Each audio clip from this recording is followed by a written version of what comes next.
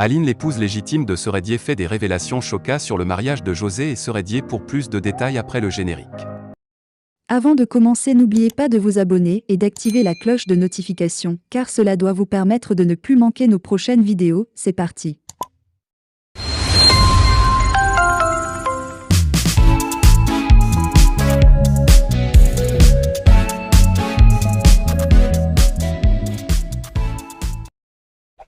La photo date d'aujourd'hui, a commenté la page Empire Mix le lundi 19 juillet 2022, présentant Aline Seredier, mère de 5 enfants de l'international ivoirien Seredier, affichant un large sourire, habillée telle une jeune fille et rayonnante.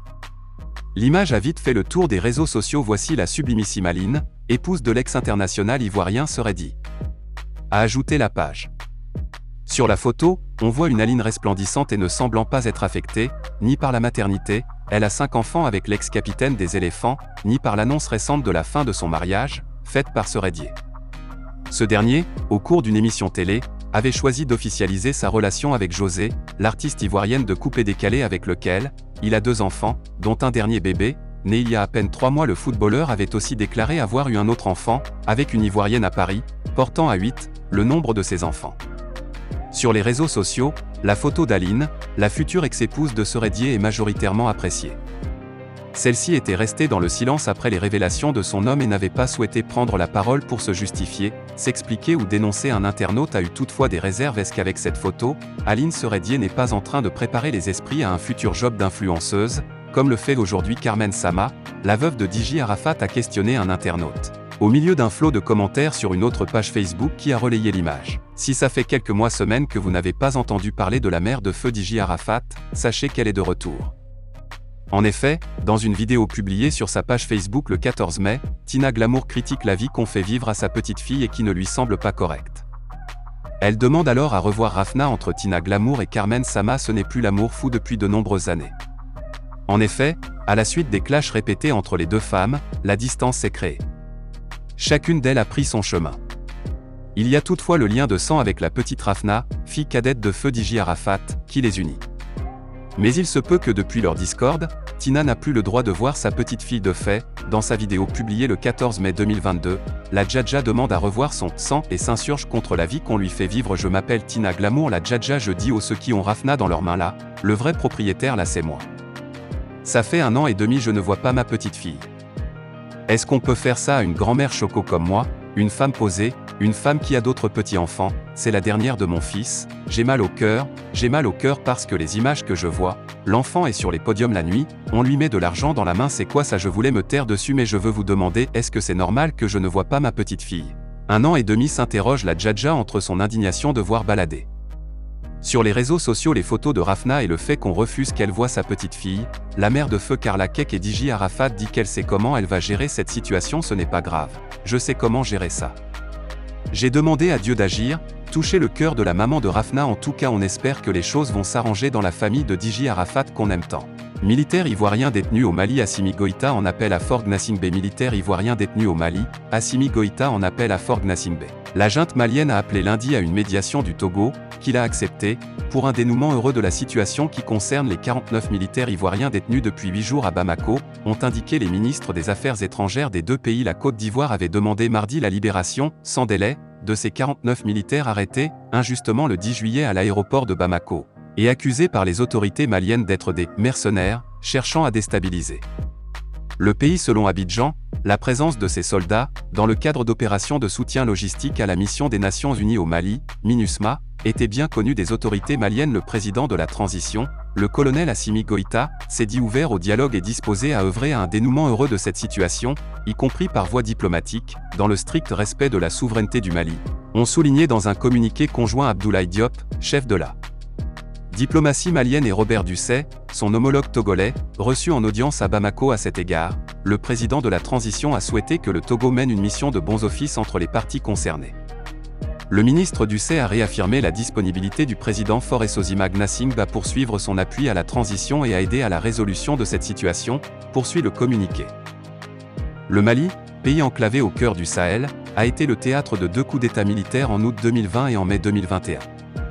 Il a récemment adopté un calendrier de transition devant permettre un retour des civils au pouvoir en mars 2024. À la suite de l'adoption de ce calendrier, les pays membres de la Communauté économique des États de l'Afrique de l'Ouest, CEDEAO, dont fait partie la Côte d'Ivoire, avaient levé les sanctions économiques et financières qui frappaient le Mali depuis janvier. Le président du Togo avait déjà accepté d'être le médiateur entre le Mali, les acteurs régionaux et l'ensemble de la communauté internationale alors que la junte était sous pression pour rétablir l'ordre constitutionnel. La crise politique va de pair avec une grave crise sécuritaire en cours depuis le déclenchement, en 2012, d'insurrections indépendantistes et d'actions djihadistes sanglantes dans le nord. La junte au pouvoir à Bamako s'est détournée de la France et de ses partenaires, à la faveur de la Russie, pour tenter d'endiguer la propagation djihadiste qui a gagné le centre du pays ainsi que le Burkina Faso et le Niger voisin. Suite à l'arrestation de 49 soldats ivoiriens au Mali, l'ONG Carped avec à sa tête son président Éric Koné, a produit une déclaration dans laquelle il apporte son soutien au président de la République ainsi qu'à son ministre de la Défense. Si après l'intégralité de la dite déclaration du président du Carped relativement à l'arrestation des 49 soldats ivoiriens au Mali et sur la rencontre historique des 3 grands leaders politiques de la Côte d'Ivoire, mesdames et messieurs, chers amis de la presse, je vous salue. Le challenge africain pour un renouveau des politiques économiques de développement Carped que j'ai l'honneur de présider donne sa position officielle sur la rocambolesque arrestation des 49 soldats détenus au Mali et sur la rencontre historique des 3 grands leaders politiques de la Côte d'Ivoire sur la question de l'arrestation des 49 soldats ivoiriens au Mali. Il faut rappeler que leur présence sur le sol malien s'inscrit dans le cadre d'une mission onusienne qui a débuté depuis 2019 dont nous sommes à ce jour à la 8e rotation. Nous sommes surpris aujourd'hui après cette rotation, je parle bien du chiffre 7, que c'est maintenant que la junte militaire au pouvoir trouve de fallacieux prétextes pour mettre aux arrêts nos braves et vaillants soldats qui ont atterri en plein jour à l'aéroport de Bamako en tenue militaire et respectant toutes les procédures aéroportuaires à ce stade. Nous notons qu'il y a délibérément une volonté manifeste de mettre à mal les liens séculaires et les intérêts stratégiques qui unissent nos deux pays frères. Nous nous interrogeons comment 49 soldats, fussent-ils des Rambos ou des Terminators, peuvent renverser un régime militaire dont le chef de l'État fut le patron des forces spéciales du Mali. Admettre une telle énormité est une injure à l'armée malienne et même une offense au peuple malien. Sans être un spécialiste de la défense, l'opération Barkhane avait mobilisé plus de 5000 soldats et récemment pour envahir l'Ukraine l'armée russe a mobilisé plus de 200 000 soldats. Alors comment 49 soldats entrés légalement et régulièrement dans un pays peuvent être présentés comme étant des mercenaires pour déstabiliser le Mali? Il est important de préciser que depuis le déclenchement de la crise malienne, les soldats ivoiriens ont participé vaillamment au péril de leur vie pour défendre l'intégrité territoriale du Mali aux côtés de l'opération Serval devenue Barkhane. C'est le lieu de rendre un vibrant hommage à nos soldats. Le ministre Kouadio Bertin invite la population à s'engager dans le processus de réconciliation hypé par CK Politique. Conférence de presse de Kouadio Konan Bertin, KKB, jeudi 16 août 2018. Abidjan est l'ancien député et responsable de la jeunesse du Parti démocratique de Côte d'Ivoire, PDCI. Bertin Kouadio Konan dit KKB a animé un point de presse à son cabinet en présence de plusieurs membres de son cabinet, le ministre de la Réconciliation et de la Cohésion nationale. Kouadio Konan Bertin dit KKB a invité la population ivoirienne à s'engager résolument dans le processus de réconciliation nationale à l'image du président Alassane Ouattara et de ses prédécesseurs, Henri Konan Bédié. Laurent Gbagbo. Il a fait cette déclaration vendredi 16 juillet 2022, lors de la présentation par le NDI des résultats d'un sondage sur les dynamiques politiques, sociales et communautaires à Abidjan Plateau. Il faut emboîter le pas à Ouattara, Bédié et Gbagbo, croire au processus de réconciliation nationale et s'y impliquer. Chaque Ivoirien doit être acteur et se sentir concerné, a-t-il lancé. Invitant la population à contribuer également au renforcement de la cohésion sociale, le ministre a indiqué que la Côte d'Ivoire a volontairement choisi d'être un carrefour et une terre d'accueil où tous les peuples se croisent afin de vivre dans la paix et l'harmonie grâce aux efforts des politiques et de toute la population. La Côte d'Ivoire n'a pas un destin de guerrier mais de paix et elle a besoin de stabilité, a-t-il fait savoir.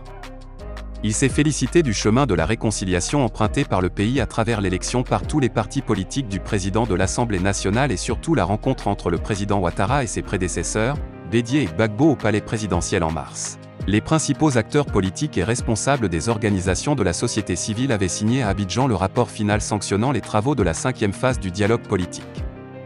3 grandes thématiques ont été retenues. Il s'agit des mesures d'apaisement de l'environnement politique, la réconciliation nationale et le cadre juridique et institutionnel des élections en Côte d'Ivoire.